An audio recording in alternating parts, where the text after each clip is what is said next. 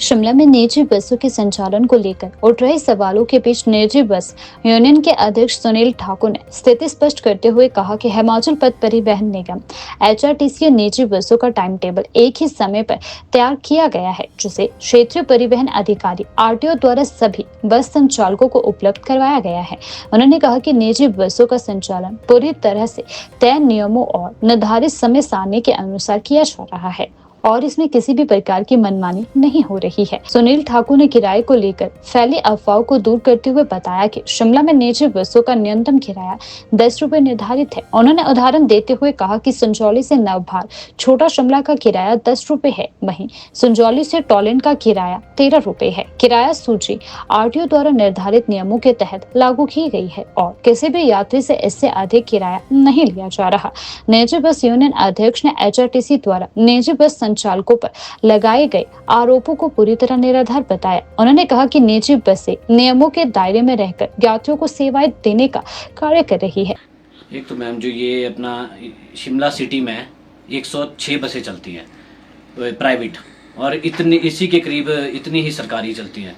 तो जो private buses है उनका टाइम टेबल तो मैम ये अपना आरटीओ शिमला ने इशू किया है, जो कि अथॉरिटी है टाइम टेबल देने की, मतलब जो दे सकते हैं।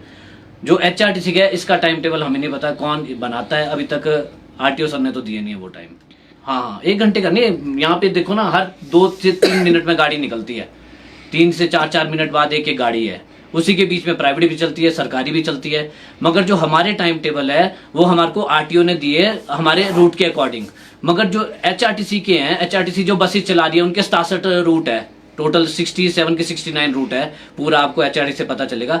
वो उन अपने टाइम को फॉलो नहीं करते हैं, वो चलते हैं अपने रूटीन के हिसाब से कि हमारी रूटीन है।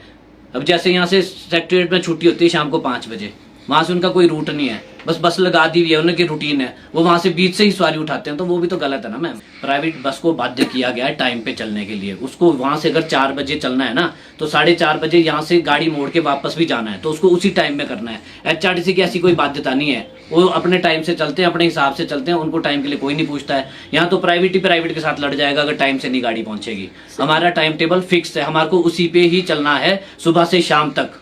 मैम इसके लिए हमने कई बार लिखित में भी दे दिया है, एचआरटीसी को भी बोल दिया है कि मतलब अथॉरिटी से टाइम टेबल ले लो। हमारे तो है मैम, जिस बस में टाइम नहीं है, टाइम टेबल नहीं है, उसके ऊपर कार्रवाई की जाए। हमारी 106 की 106 बसों में टाइम टेबल है।